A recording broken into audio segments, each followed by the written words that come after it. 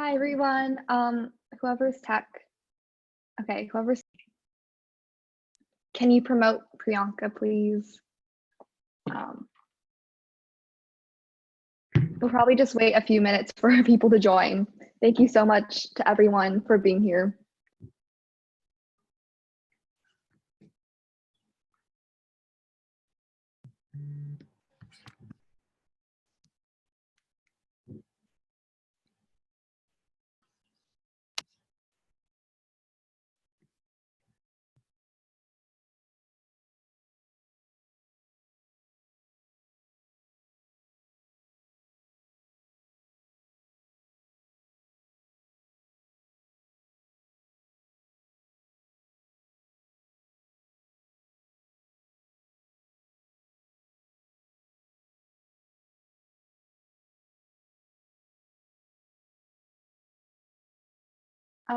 Tech, can you put this in gallery view for everyone just in case?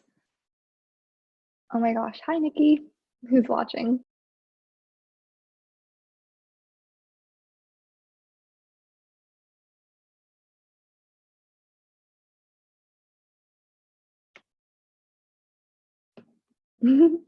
Okay, everyone, please feel free to drop questions in the chat at any time because we have our wonderful guest, Shahid Buttar, who is running for Nancy Pelosi's seat in Congress. Do you want to start off with an introduction before we start with questions? Sure, yeah. My name's Shahid. I'm really excited to be with you all. I'm really grateful for all the work that you're each doing in your communities here in California, and for those of you joining from other places around the country. I really see the voices of youth in the climate justice movement as the voices of moral leadership that are holding accountable our institutions that have been long dedicated to corporations before communities. And I'm eager not to see our future run off a cliff. I'm grateful for the invitation to join you all today and all the work that you're doing to force this conversation on a recalcitrant Congress. And I'm eager to join the body and be an ally inside the institutions as I have been on the outside before. Okay, so the first question, I think you kind of explained it, but for the people that aren't familiar with you, could you please explain your platform? Sure, thank you, Maggie. I'm running as a democratic socialist, so very much a voice from the left of the mainstream Democratic Party, alternatively a voice from the future, defending, for instance, issues and values including intergenerational sustainability, climate justice, universal health care, and human rights. I like to say that my brand of democratic socialism is particularly anti-authoritarian. As an immigrant to the United States, I take very seriously a number of principles that I think many Americans take for granted, including democracy, our rights, transparency, congressional oversight. These seem like very tepid values relative to the more ambitious ones of expanding human rights to include human needs and nationalizing fossil fuel industries, shrinking the Pentagon, ending mass incarceration. I want to do all those things too. At the same time, my democratic socialism, I say, often emphasizes the D because I see our democracy very much under a multi-vector assault.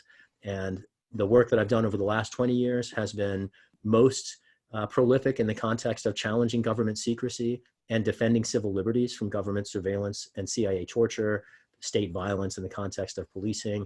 Other issues I've had a chance to work on in the past include getting money out of politics, establishing marriage equality for same-sex couples. I had a chance to represent the second mayor in our country who supported and acknowledged the right of consenting adults to marry a partner of their choice.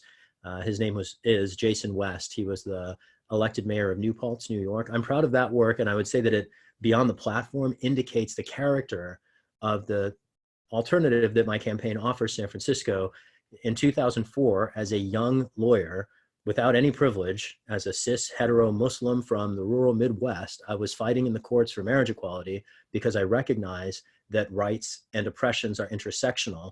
It took Speaker Pelosi, with all of the institutional privilege of being the Speaker of the House as the elected representative of the country's gay mecca, it took her another 10 years to officially endorse and support marriage equality for same-sex couples. And I am a voice that has always tried to fight for the future. It's always fought for human rights. I've never put my career first. I've always done unpopular things to do what the right thing is. precisely, frankly, why I would never contemplate running for Congress until Bernie Sanders in 2016 proved that I am far from alone, and none of us are alone in wanting to put people before profit and putting our communities before corporations. That's a little bit about my platform and a little bit about the work I've done. Happy to, dive into any piece of that might be interesting. You kind of touched on this a little bit in that answer, but can you expand on kind of what inspired you to start your congressional run? Thanks, Priyanka. I appreciate that question too. I would describe my congressional run as motivated as much by frustration as it was by aspiration. So I've been for 20 years a constitutional lawyer fighting for progressive politics here in San Francisco, in Washington, D.C., and at the local and the state level across the country. I led a nonprofit for 6 years. I represented members of Congress in court. I've briefed members of Congress at their invitations about proposed surveillance reforms. I've been arrested in the Senate for an act of journalism. I've kind of done all the things one can do. I've produced hip hop history music lessons. I've done banner drops. I've done light brigades. I've shut down cities in direct action. And as a constituent of Nancy Pelosi's, for 20 years, I have seen her misrepresent our city and place executive power and executive secrecy before human rights, place corporate resource extraction and military industrial plunder before the rights of indigenous communities and peace and justice and climate justice. And I've seen her stand in the way even of recognizing the rights of immigrants, which are an object of profound and widespread local consensus. And what ultimately motivated me to run for Congress was recognizing how long-standing my frustrations had grown, and recognizing also that I, to some extent, have been freakishly prepared to challenge a figure who has co-opted the party that represents itself to the public as representing working people. And to see a wealthy millionaire landlord lead the Democratic Party to the right, as Speaker Pelosi has done, for me is simply intolerable. And as I looked around, hoping that someone else would run to remove her and replace her and give San Francisco a more faithful representation of our city's voice, I recognized that no one else was going to do it. At the end of the day, we are all the leaders that we have been waiting for, and having run a nonprofit and understanding how to formulate policy and coach a staff and talk to media sources and raise money, having worked in organizing and direct action for 20 years, knowing how to inspire people and motivate them and recruit teams and set agendas, it seemed to me increasingly as I grew more and more frustrated with Pelosi that I couldn't just watch our city's voice in Washington continuing to undermine our city's interests in Congress. And I would just say at the end of the day, my frustration at some point eclipsed my sense of political self-preservation. And that was the point at which I jumped in the race. That was spring 2018. This is my second cycle. So I'm now basically on the third year of my campaign. And I'm very grateful for the tens of thousands of people around the country who've donated to our campaign, who are volunteering with us, who supported us in other ways. And it's really a function of all that support that's put us in the position. I will be this November the first Democrat that Nancy Pelosi has ever faced in a general election in 30 years. And that's very much a reflection of the broad base of support that we've received and attracted. And I'm very grateful for all that support. Yeah, so I know that earlier you kind of touched on how your identity as somebody who's Muslim and as an immigrant has kind of shaped your politics. Can you talk a little bit more about that? Thanks, Supriya. That's a great question. And I'll try to answer it historically. The point at which my background really became relevant to my politics was the point at which my background became relevant to seemingly everyone else. I grew up as a model minority in the Midwest. I came to study law at Stanford. That's how I got to the Bay Area in 2000. And it wasn't long after that first the Bush versus Gore decision happened, and that sort of forced me into politics and forced my alarm about the delegitimation, let's say, of our institutional framework. And it was not long after that that we found ourselves grappling with the first of a whole series of government measures since then, eroding privacy and placing at risk vulnerable communities. I'm thinking particularly of the Patriot Act. Some years later, I had a chance to launch the program to combat racial and religious profiling at a then startup nonprofit called Muslim Advocates. I was the first staff counsel in that program there. And in each of these roles, and then later when I was running the Bill of Rights Defense Committee before joining the Electronic Frontier Foundation, I found myself fighting executive power run amok. And there's a difference between the fears of dystopia that someone might have as a democracy activist versus the fears of dystopia that one might have as a member of a vulnerable minority whose family literally has, been fleeing across the globe different versions of authoritarianism for 50 years. So, I belong to a religious sect of Islam that is reviled as heretical in Muslim countries. We're sort of like Unitarian Universalists in Islam. We acknowledge, prophecy from different faith traditions. That's enough to make us very unpopular in the land that my parents came from, in Pakistan. So they fled to go to England in the 60s. And then the racial discrimination towards South Asians in England is sufficiently profound that my parents felt the need to come to the United States to seek greater racial opportunity. And ironically, we found it in rural Missouri, where as a brown immigrant, we were very eagerly welcomed by our neighbors. And I recognize in retrospect a great deal of privilege in that experience. I don't know if someone with our skin tone and history would experience the same homecoming that we had an opportunity to discover in Missouri. But it was particularly while I was at Stanford in the wake of the 9/11 attacks that my racial identity was very immediately reconceptualized by the body public. And I think a lot of people have the experience of our racial identities and implications shifting very dramatically in that time slice. And, I can certainly, remember any number of dirty looks in public, any number of, I can think of a distinct moment being outside the White House in Washington, D.C. as part of a protest and hearing someone driving down 17th Street yelling out their truck window, go home, Osama, and recognizing this way in which we as people of color, particularly immigrants, and perhaps particularly Muslims, have been canaries in the constitutional coal mine of the United States. I have skin in the game. I understand what authoritarianism looks like because I've seen the chilling effects on speech driven by government surveillance measures that have targeted my community. And not just my community. Quakers have been targeted. Animal rights activists have been targeted. Environmental activists have been targeted. And it's an interesting thing then to sort of bring my response to Supriya's question full circle. It's the very same thing that drove me to defend the rights of religious minorities targeted, for instance, by particularly FBI monitoring and infiltration of First Amendment protected spaces. That very same work is what brought me in connection with the activists responding to the Green Scare and the criminalization of environmental activists under the Clinton administration in the 90s. A lot of people have this false narrative that the contemporary constitutional crisis started on September 11th, 2001. And it's not true. Unfortunately, in the United States, we were jailing dissidents as terrorists 10 years before that. It started under the Clinton administration, and the first wave of Americans detained as terrorists because of their speech crimes were environmentalists.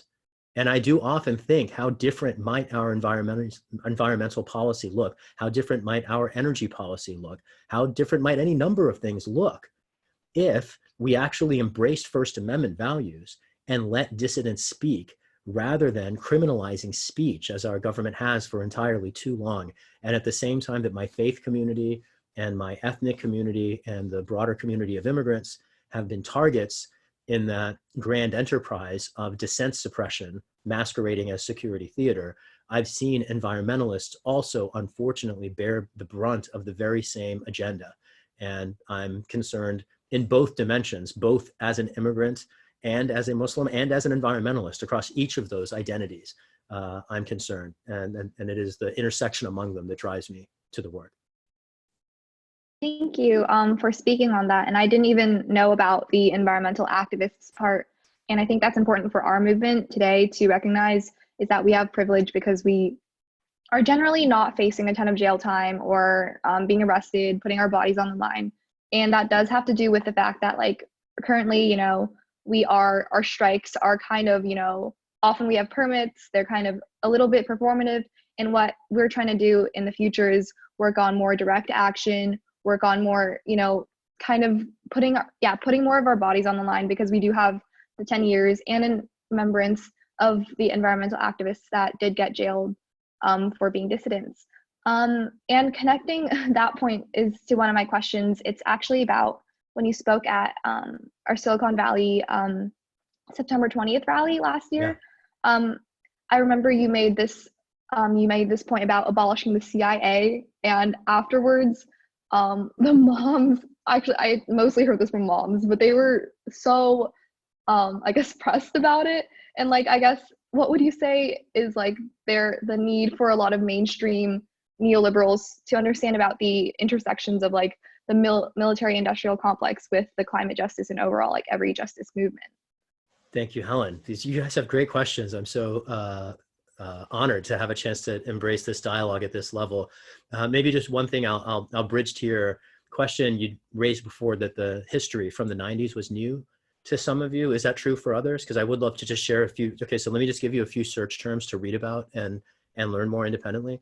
One of them is the AETA, that stands for the Animal Enterprise Terrorism Act. It was a key statute enacted in the 90s that criminalized speech, and it was particularly targeting animal rights activists, were the first wave to get targeted. Another search term to just explore is Judy Berry. I think her last name is spelled B-A-R-I. She is an environmental activist, was an environmental activist from here in the Bay Area, who won a $4 million judgment against the FBI after the Bureau bombed her car and tried to blame it on her. So when you say that you have the privilege of not facing severe risks, just realize, and she wasn't a long time ago, that was the 90s, right? So like when we talk about the era of organizers confronting risks, these are not long ago phenomenon. I mean, across the world, Earth defenders face very profound risks today. I'm thinking about Berta Cáceres, for instance, an environmental Earth defender, a recipient of the Goldman Award, who was murdered for defending Earth rights. Like, these are issues that pit us individually and collectively against, and this gets to the question you were raising, Helen, against an international resource extraction machine that we were warned to fear by its architect. So maybe let's take a minute or two. I'd love to like dive into that question a bit. I have a chapter in a book, Project Censored issues an annual volume, and in the 2017 edition, I have a chapter titled Ike's Dystopian Dream. And Ike is a reference to a former president, Dwight Eisenhower. He was the supreme Allied commander of the victorious Allied forces that won the Second World War before he became the US president. And he issued an incredibly prescient speech in 1961 that speaks to this issue of how our military, and what he described as a military industrial congressional complex, ultimately came to threaten not just our rights and liberties, as he forecasted, not just our democracy, as he forecasted, but also the future of life on this planet. And I want to get there by remixing some comments offered by another figure by whom I've been inspired since, and that's the Reverend Dr. Martin Luther King. At around the same time that Eisenhower was warning us that this creation that he was responsible for, an arms industry, which was necessary to meet the needs of the Second World War and overcome the Nazis, Eisenhower said in 1961, this thing I had to create, it's dangerous. It will transform the country if we let it. He described the spiritual impact of the arms industry on the United States at the municipal level. Think about that for a minute. What does it mean as a president to say that an initiative is going to transform the spiritual character of every town in the country? That's what he said, and he meant it. What he meant basically is that the flag would come to mean different things. There was an era in US history where our flag might have stood for instance, in 1870, maybe it would have stood for racial liberation, right? In 1949, maybe it would have stood for international human rights. Eisenhower warned us that it would come to stand for different things if we weren't knowledgeable and alert. And the year is now 2020, and what our flag stands for is democracy at the barrel of a gun, so-called democracy at the barrel of a gun, forced resource plunder, including fossil fuel extraction, even over the objection of governments and communities who we are taking it from, and state violence. That's what our flag has increasingly come to stand for. And when we think about, over the last 70 years, the pattern in our foreign policy of CIA-driven military interventions in foreign countries, particularly to plunder their resources, and the list of countries that pattern fits is almost too long to name. Just to grip a few off the top of my head, they include the Dominican Republic, Grenada, Nicaragua, Iran, Iraq, I'm blanking, the list goes on. I mean, almost every, Colombia, Honduras, Ecuador, nearly every country in Latin America has endured at some point, Chile, US intervention, Cuba, certainly. We have a habit of intervening in foreign countries. And oftentimes we think of that as a foreign policy problem. And the point of Helen's question is that that's not just a foreign policy problem.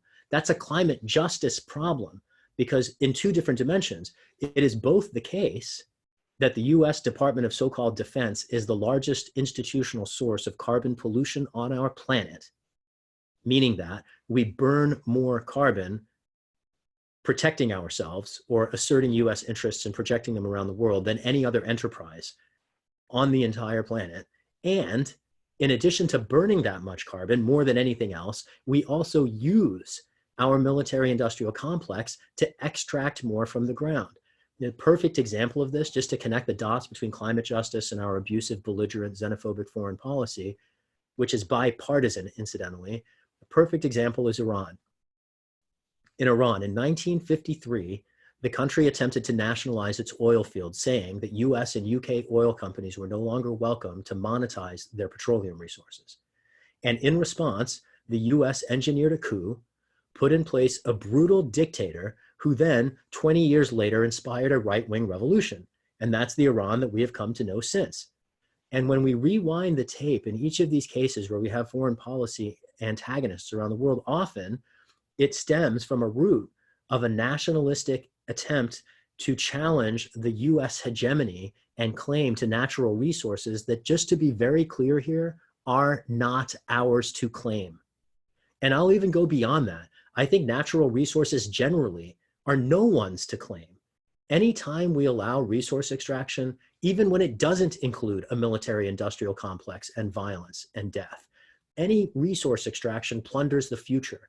Those are resources that we did not earn, and those are resources that we do not own, but those are resources that are claimed by corporations to fill the pockets of particular people. And none of us should be willing to go along with that, especially when in our names, in order to enable that extraction and that hijacking of our commons, there is violence using our resources and our tax dollars. I find that particularly objectionable. Resource extraction is bad enough.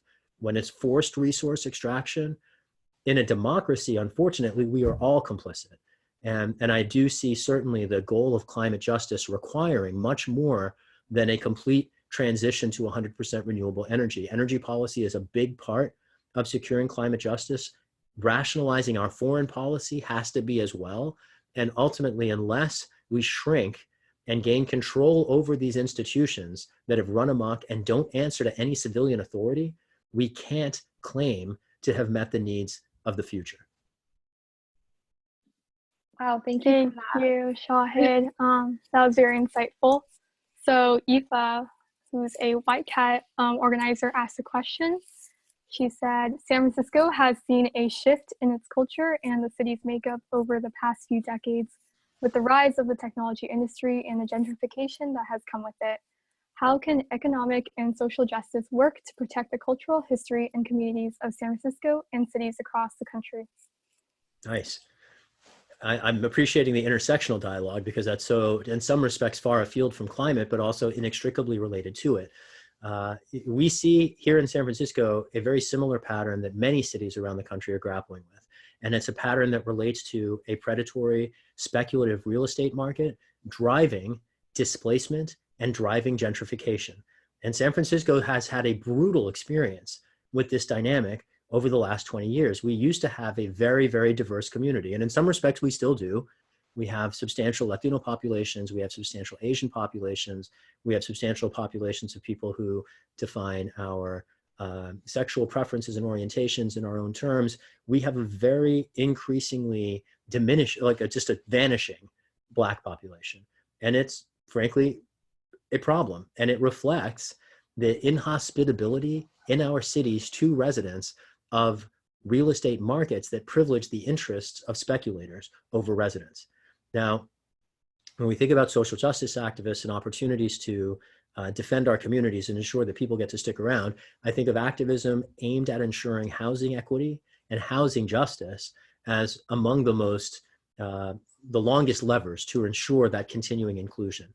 A quick shout out to Moms for Housing here in the Bay Area and all the different groups that are doing work to guard the rights. For instance, San Francisco Tenants Union is one of the groups that have endorsed us. There's a statewide organization, Tenants Together. They're doing important work to ensure that tenants know their rights and also to expand the set of tenants' rights. So for instance, here in San Francisco, it was just a few years ago, we adopted the first of its kind in the country, a reform allowing people facing eviction to have access to publicly funded civil representation. It's long been the case since the 60s that if you were charged with a crime in the United States, you have a constitutional right to a lawyer paid for by the government. San Francisco, and as far as I know, New York is the only other city to this point to follow our lead, have taken local decisions to say that not only will criminal defendants have access to publicly funded lawyers, but also people who are facing eviction from their homes will also have lawyers to try to keep them from ending up homeless.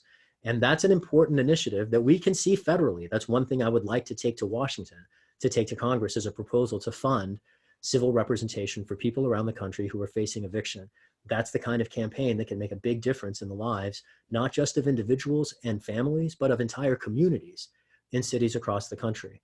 And in terms of things that we can do at the community level to get there, you know, I often, whether it's climate justice, whether it's racial justice, whether it's police violence, whether it's housing equity, the tools for organizing at their essential root are very much the same. And they include proactively curating your news sources so you can trust what you're learning and not being hoodwinked and gaslit, to connecting with your neighbors, to share information and set common plans. A lot of people fall off the train at different points. You know, it's important to get independent information or to get information independently. It's also important to have dialogue. If you don't connect and dialogue, not just with random abstract people, but people that you can collaborate with, people that are within reach. And that act of discourse, when it then reaches the point of forming common plans, that's what enables all the different things, for instance, that you all are doing. That's what enables climate strikes. That's what enables direct action. That's what enables policy advocacy. That's what enables legislative advocacy. That's what enables electoral campaigns. All the things that we can do as a movement start with small numbers of people having conversations about their shared concerns and setting plans in place together. That's what I'd ultimately recommend to folks. And it's one of the reasons why I'm so inspired by the youth activists around the country doing this important work, because I see you all doing that in 50 different directions all the time. And so, you know, just a quick shout out to all of you doing it. And if anybody's looking for a way to get involved, it all starts there, having these conversations with people you can reach. And I presume the people on the call are connected to local groups where they're coming from. If anybody is not, I would just encourage you to reach out to a climate strike group in your community, or any of the other organizations and networks that are doing climate justice activism. Many of them have networks around the country, and I'm very eager to do what we can to help amplify their messages, connect our volunteers to those frontline groups, and once I have the opportunity to represent my city in Congress, to represent those concerns in the House of Representatives.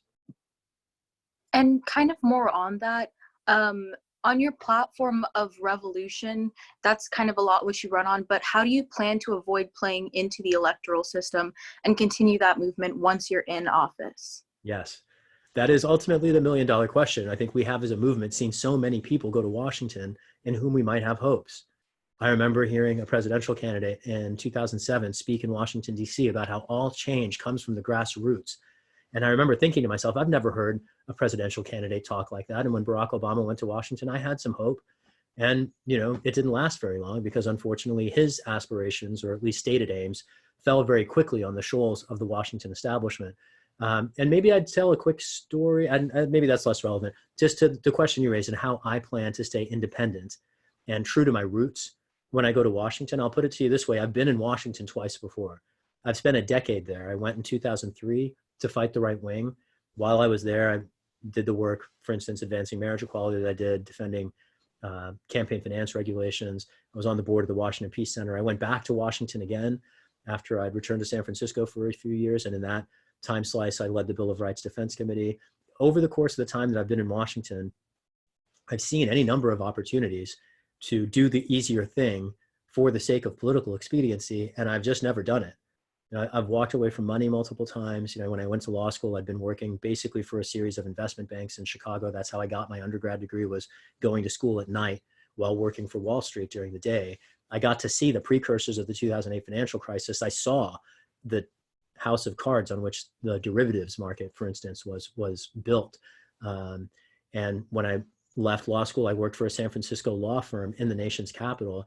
And I left that work to join a nonprofit. You know, I had a 60% pay cut at the time. I've not, in really any point, put my career in front. And I think that's what drives people in Washington to make these sordid compromises, is the seeming compulsion to protect their careers. And I'm not a careerist at all. You know, if I was a careerist, I'd still be at EFF. My job at the Electronic Frontier Foundation, it was a fun job. It was rewarding. It was very stimulating. I love my colleagues. It was very secure. What I'm doing now is also, you know, very fun. I feel very gratified and grateful for it, but it's anything but secure, right? I mean, I'm running for office against the most powerful corporate politician on the planet. It's the furthest thing from secure. And so if my career was the thing that I was concerned about, I never would have entered this race in the first place. And it's because I'm concerned about principle, and I'm concerned about the future. I'm concerned about people who are too young to vote today, and people who aren't even here yet to defend themselves. You know, the generation 7 hence that we're taught by indigenous wisdom to keep in the forefront of our minds as we're making important decisions today. And that motivation for me is very much also inhered in both my identity and my experience as an immigrant to this country. You know, I was talking before about how I take not for granted, but very seriously, things that I think a lot of Americans take for granted. You know, among those things is the viability of a future. I know what it's like when a future feels unviable. You know, when I had to leave college the first time because my family lost our home to foreclosure. And so between experiencing housing insecurity and having to struggle for my undergrad degree financially, I understand struggle. I know what our empire looks like from underneath the boot. And I feel a great deal of privilege in having had the opportunities to study at the places I have and work on the campaigns that I have, and, you know, fought the court cases that I've had, and, you know, do the battles that I have. All of that is driven by a recognition that my privileges are not mine to exploit. I think there's a pretense in some communities that, like, you know, you eat what you kill. And I'm not here either to fight for myself, and nor was I sent here to do battle on my own. You know, I recognize all of the sacrifices, for instance, that my parents and forebears made just for the opportunity for me to be in this country. I recognize, you know, the contributions of my teachers, both in formal educational settings and all my mentors and the social justice struggles that I've been a part of, and all the, you know, trust and support that they've put and invested in me. You know, I'm not going to Washington to advance my career. I'm going to Washington to represent a set of principles and people, frankly, that have long been powerless. Washington has an allure, and the allure is power, but I'm not interested in power. I'm attracted to politics for the principle. And I could talk more, but I think that just gives you at least a little bit of a sense of what's driving my candidacy, why I do the work I do. And I certainly don't think, you know, anybody in Washington has negative intentions or ill will, but at the end of the day, I think a lot of people in Washington are there for themselves, and I'm not going for myself. Thank you so much. So this one is from the Q&A box. Considering U.S. imperialism has a direct effect on the environment, how will you ensure that we can stand against war with Iran when elected to office? Well, I mean, the first piece here is congressional oversight, checks and balances. So the Constitution restrains the executive branch. It explicitly denies the executive branch war-making authority for a reason. When the Constitution was written, we were revolting from a monarchy, and Congress has the power to assert war and declare it for a reason, because that's not supposed to rest in the hands of an individual. That's supposed to be a deliberative calculus. That's what the founders set up. Congress has repeatedly, particularly over the last 70 years, done everything it can to give that power to the executive branch. And there is one member of Congress, in my mind, who far and away beyond the rest demonstrates a long-standing service to the executive branch and executive unilateralism. Her name is Nancy Pelosi. And the first part here is seeking secrets. The executive branch leverages secrecy to do any number of things, including, for instance, commit international human rights abuses, drag us into foreign wars, many of the interventions I was talking about before in Latin America in particular were interventions conducted under the cover of executive secrecy. Congress is supposed to be, constitutionally, it's constructed to be antagonistic to the executive branch. Congress is supposed to have, if not an outright adversarial relationship, at least one in constructive tension. And a lot of that relates to the congressional oversight function. Congress is supposed to not only control the purse strings, but after appropriating money to executive branch agencies, conduct ongoing oversight to ensure that it's spent responsibly. And there have been failures at all different points in this equation. Let's talk about first spending, then we'll talk about oversight. Spending. The Pentagon was audited recently. I will say, in the manner that a stopped clock is right twice a day, maybe the only thing that this corrupt criminal president has done that I can actually support is commission an audit of the Pentagon, which preposterously none of his predecessors had done in generations. That audit revealed that the Department of so-called Defense has lost track of $21 trillion in the last decades. And I just want people to even try to grip how much money that is. The entire amount of student debt in the United States is under $2 trillion. We're talking about 10 times the amount of student debt that is effectively indentured an entire generation. 10 times that amount of money our military has lost track of. That is absolutely imbecilic. And there's no reason Congress should be appropriating historically high military budgets given that background. Nancy Pelosi very recently supported Trump's most recent military budget. There's never been a military increase that she has not supported. And that's an absolute, setting aside, there's lots of different dimensions here. One just easy part to grip here is that money we're spending on the Pentagon is money we are not putting into renewable energy, right?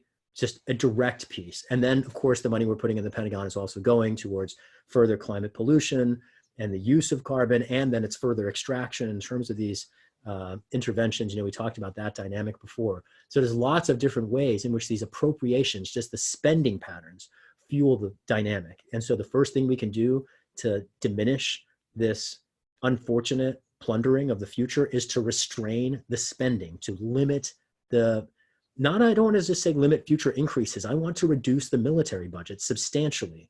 We have an entirely unjustifiable presence in dozens of countries abroad, and I don't think our military bases abroad enhance U.S. national security. Our biggest national security threats at the moment are the post office closing, which would keep us from having an election, a pandemic, and climate chaos. You can't fight any of those things with military bases. You can't fight any of those things with fancy fighter planes. You can't fight any of those things with nuclear weapons. Why are we wasting hundreds of billions of dollars a year on nuclear weapons, fancy fighter planes, and foreign bases? We have real national security threats. None of those are it. Those were yesterday's national security threats. I'm interested in meeting the needs of tomorrow, not trying to deal with yesterday's problems, decades after the fact. Beyond spending, oversight comes to mind. I want to give a particular shout out here to one member of Congress by whom I've been especially inspired over the last congressional session. I've been so deeply impressed, frankly amazed by Representative Ilhan Omar. I don't know if anybody else saw her cross-examine Elliott Abrams. There's a Reagan administration veteran who was appointed by President Trump as our supposed envoy to Venezuela. And this man is up to his neck in human rights violations. And apparently for 30 years, no one had seen fit to ask him about it, but it took a refugee in Congress to ask this man why we, the people of the United States, should believe even a single word out of his mouth when he's been so unfortunately complicit in sustained human rights abuses in the past. Many of those human rights abuses continue in the present, particularly because there is a continuing cover-up, specifically addressing CIA torture by none other than, once again, House Speaker Nancy Pelosi. She was read into CIA torture in 2006, did nothing about it.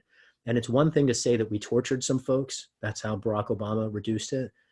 The failure to seek accountability is a continuing violation of international law. We didn't just violate international law when we tortured people. We violate international law again every day that we refuse to conduct the investigation and bring forward the long overdue prosecutions to vindicate human rights. That's an oversight failure. So at the same time that we have to restrict the money going into the Pentagon and fueling these wars for plunder, we also need to conduct oversight and hold officials accountable, particularly when they commit abuses of international human rights. That's been the story of every armed intervention everywhere. We've committed international human rights violations in Afghanistan, in Iraq, we would in Iran if we go to war there. We certainly would in Venezuela if we go to war there. People might not realize that our president is rattling sabers both with Venezuela and Iran in the middle of a pandemic of all godforsaken things. I mean, it's so horrifying, frankly. And maybe I'll make that point too. That's not just our criminal president's fault. I will lay at Nancy Pelosi's feet all of that, because there are lots of things here. One, she has actively supported his foreign policy, including its belligerent militaristic aspects. And I think people know that there was eventually an impeachment process, even if it took her a year to show up for it. I wrote the case and the explanation for how to impeach the president based on his corruption. The nation's leading authority on constitutional law, his name is Lawrence Tribe. He's a retired law professor at Harvard. He shared it virally. It was probably the thing I have written in my life that was read more widely than anything else. And it explained why if you impeach the president for corruption, it unlocks GOP votes in the Senate, because conservative voters are as concerned about corruption as progressive and liberal voters are. In fact, conservative voters are more outraged by corruption. There's nothing that alarms them more and gets them more frustrated than the idea of their tax dollars being misdirected and taken by a corrupt central authority. And if the impeachment process were about all of the ways in which our tacky criminal president is stealing from you and your families, that would unleash a wave of conservative, grassroots, populist concern that could put in play GOP senators. Nancy Pelosi did not do that. She sought a very different process that would hold the president accountable for inviting foreign interference in a US election. She said that would be the easy thing to explain. It was not. It was a partisan crime. It won no votes in the Senate, and our criminal president is still in office as a result, which is to say, the reason Trump is still the president is because Nancy Pelosi failed to hold him accountable when she had the chance. And it's not a failure that I am willing to look the other way on. I'm not going to give her credit for showing up late for a process that she then limited, snatching defeat from the jaws of victory. I see the saber rattling with Iran as absolutely a failure of our criminal president and his controlled theatrical opposition in the House. Thank you for that. So our next question is from one of our participants. So Wendy says, hi, college student from Massachusetts, currently at home in Michigan. Okay. My class is having us attend events and write response papers to them. So she found this through a friend and is odd and is wishing you good luck. And she says that the Green New Deal was mentioned in the description. So if you have spare time to discuss how that fits into your plan, she would appreciate it. You said that switching to renewables wasn't enough. So beyond switching to renewables, what do you have in mind? Yeah, great question. And we talked about some of it, the foreign policy intersection with the Pentagon and making sure that we're not, again, just to reprise that, hurling money at a sordid set of international human rights abuses that exacerbate climate chaos, enhancing oversight, and ensuring accountability. Those are some of the things beyond renewables. Other aspects of the Green New Deal, though, that are firmly established within it, let me sketch this out. If we're talking here about 100% renewables, and here we're talking about the intersection with the military industrial issues, there's a bigger part of the Green New Deal that's bigger than just renewables, but doesn't necessarily get us to the Pentagon issues. Let's talk about some of those. The most important one in my mind is the just transition and the federal jobs guarantee. We have seen historically in the United States that efforts to improve sustainability in our public policy have sometimes met with political concerns driven by particularly industrial interests, sometimes labor, that have concerns about economic opportunities. And that's why the just transition is so important. The just transition ensures that people and communities that have long been reliant on fossil fuel related enterprises, that they get a chance to participate in the green future. As long as they are given a choice between, we are going to either continue what we've been doing and you can have food on your table, or we're going to have a new industrial paradigm and there are not going to be opportunities for you, that's going to lead us in a predictable, unfortunate place. But when we create opportunities for people in the new economy, that can help break the partisan political logjam that has prevented environmental sustainability from being at the center of our policy calculus. Another way of putting that is that the just transition means that coal miners in West Virginia can vote for the Green New Deal too. There are opportunities for them in the measure, because it's not just about a transition to 100% renewables, it's a transition to 100% renewables with job training and workforce development opportunities to make sure that people can continue to put food on their table as we march into the green future. The green future, when we move to 100% renewables, when we move, reinforce regenerative agriculture and rationalize, for instance, farm subsidies are another vital aspect of public policy that need to be considered when we envision a more sustainable alternative. The Green New Deal, in my mind, also includes refashioning agricultural subsidies so that they're not going primarily to large multinational companies, but instead being channeled to small family farms. That's a good example of another reform, like dismantling the Pentagon, that's outside the Green New Deal, but plays a very crucial intersectional role in securing climate justice. Another part of the Green New Deal, just to put wheels on the legs of the car and illustrate what it might look like here in California, the federal jobs guarantee is a long-standing aspiration of socialists. And it's incredibly important because it ensures that people will have opportunities, and it will ensure that people can be self-directed in terms of how they work. So one of the needs in California, particularly, that climate chaos has made increasingly urgent is the need to replicate indigenous forest management techniques. We have catastrophic wildfires across our state every year, driven by a drought and water boom cycle. And indigenous communities practice very labor-intensive forest management techniques that we have resigned and we haven't practiced in over a century. That's incredibly labor-intensive work. The market isn't going to reward it. There's no profit motive in clearing underbrush from fires to make sure that when wildfires happen, that they don't become these catastrophic conflagrations that burn entire cities to the ground. That's what a federal jobs guarantee can unlock, is an opportunity for a generation to replicate these labor-intensive, not market lucrative forest management techniques. And that kind of industrial retooling to make sure that our labor resources are going to meet our needs instead of just to fill people's pockets. That's the part of the Green New Deal that I'm the most inspired by. It's the transition to renewables. It's the ensuring that people can participate and thrive in the future. And it is this idea of particularly creating a guarantee that people can have employment and that can create these opportunities to meet the climate resiliency projects that our communities are going to need to embrace, especially as climate chaos proceeds.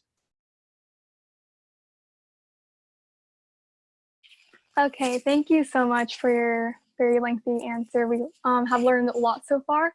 So our next question is, I'm sorry if I'm droning on. I know these are lengthy answers. No. We learned a lot and we really enjoy everything we talked about so far. So this kind of goes back to Priyanka's question, but not as much like a focus on careerists, opportunists. It's more on revolution. So how would you reconcile the concept of a political revolution with electoral politics when electoral politics is inherently hierarchical? And is your campaign, is it meant to further or aid the revolution, or would it be separate from the revolution? Would it even harm the revolution? So yeah, we were just wondering. Great questions. I love it. And that's particularly one I don't get a chance to address very often because, in an electoral arena, that particularly doesn't come up. The revolution that I aim to support is a generational one. And I want to make sure that we have a revolution that places voices that are aware of today's problems in seats that we can make decisions about them. And I see this know-nothing governance that preceded us as a threat, frankly, to the continuation of our species. And that's not a political revolution, that's more a social revolution.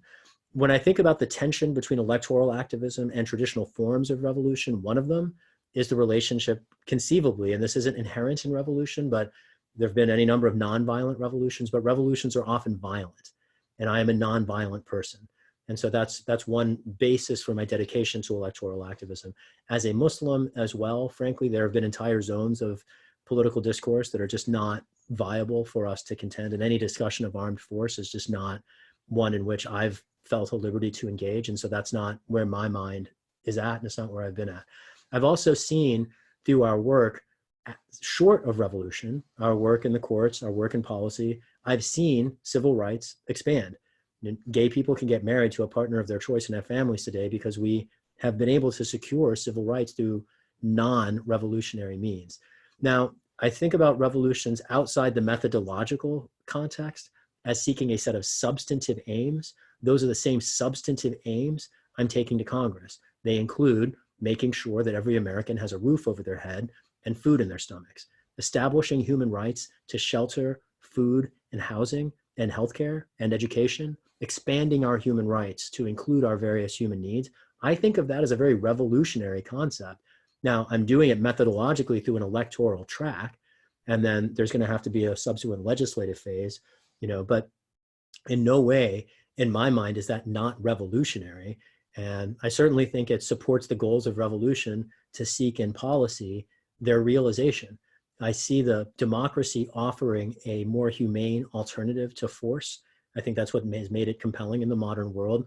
I see our democracy in the United States as having been co-opted by corporate capital, which is why it's been so predatory and vicious.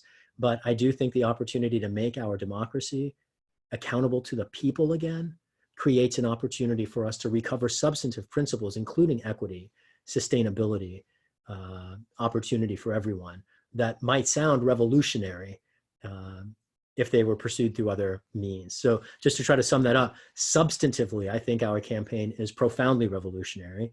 Methodologically, it's not, and that's because I think democracy is a superior alternative to revolution.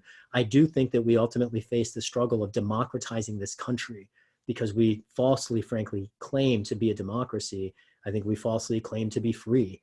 You're free in the United States to spend all your money on cancer treatment and die in the street. You're free in the United States to be shot by a cop. You're not free in the United States to get a meal if you're hungry. Like what freedom means here, I think, is a very twisted simulacrum of the word. And ultimately our campaign and the goals of revolution is to achieve paradigm shifts in these principles, to liberate.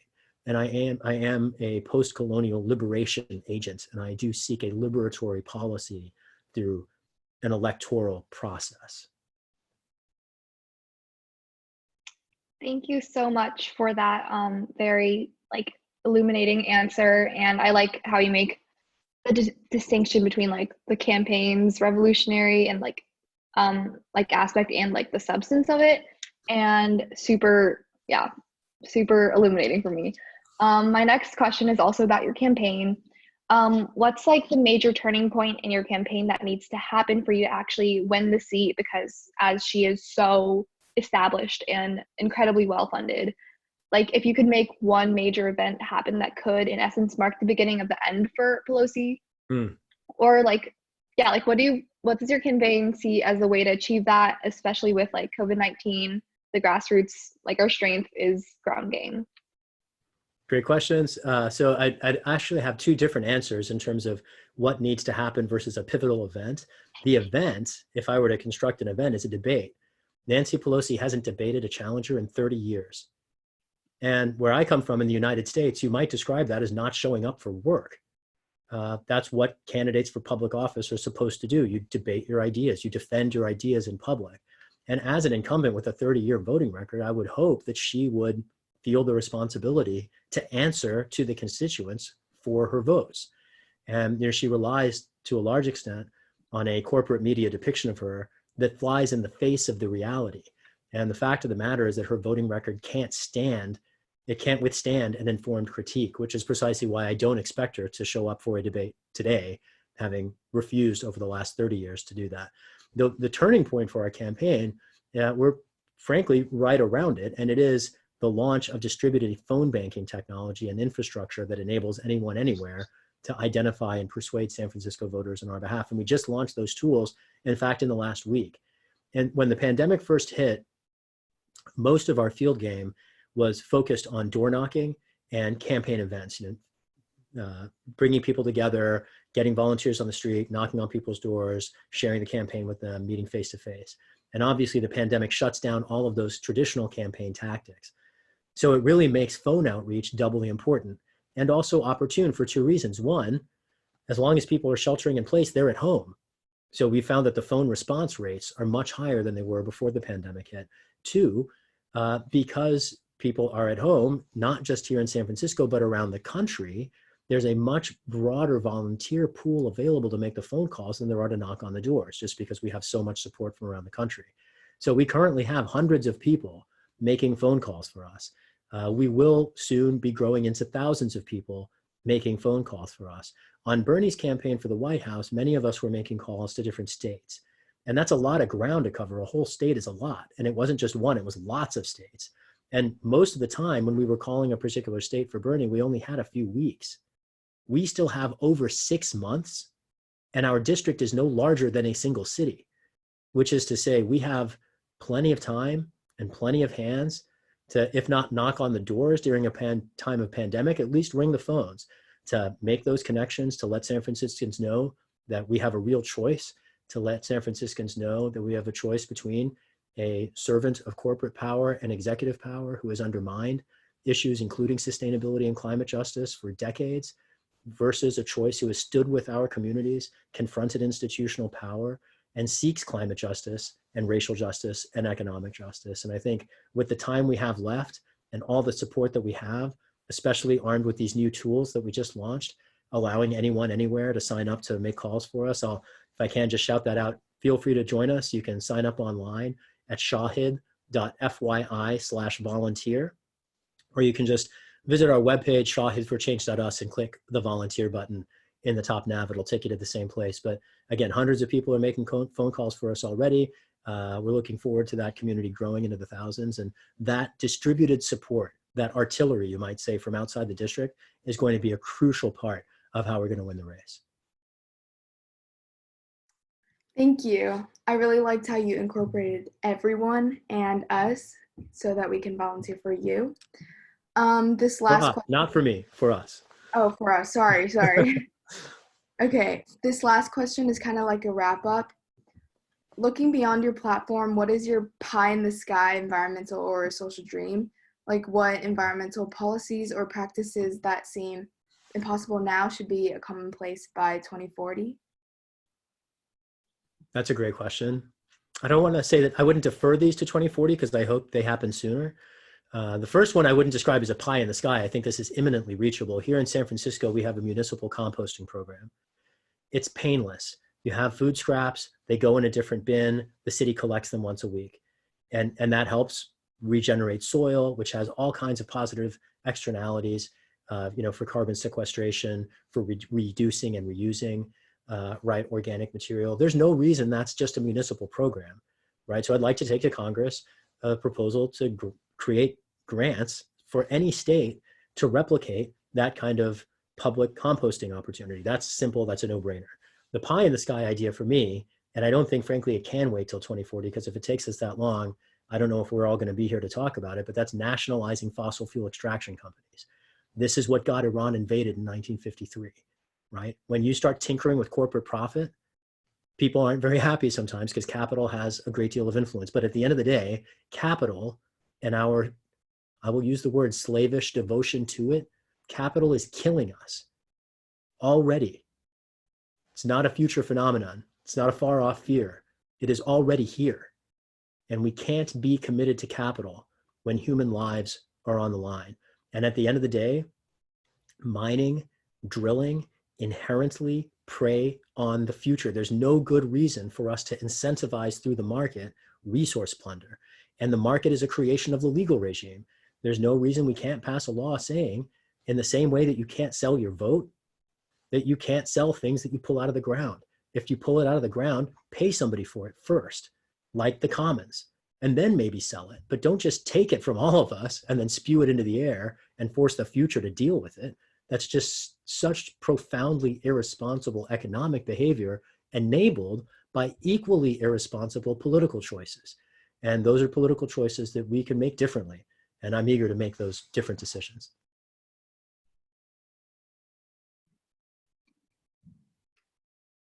Okay, thank you. I think that's all we have. I'll just thank you guys for having me on. I'm so Yeah, thank grateful you for so the chance much. to be with you. Keep up the great work. I'm so inspired by all of your activism and your organizing, and whether it's my campaign this November, whether it's another campaign that you find to plug into, I just encourage all of you to find a way, both through your efforts and through other channels also, for your concerns to take expression. The future needs us all, and I'm grateful to stand alongside you in defending it today. Thank you so much for talking with us and teaching us a lot of really cool history. And we definitely are proud to stand alongside you as well. And yeah, we definitely all want to get involved, and all the other amazing down ballot races from the president as well. We got to get progressive politics in. So thank you so much. Thank you so much. Keep up the great work. Thanks, everybody. Take care. Thank you. Bye. Bye. Thank you.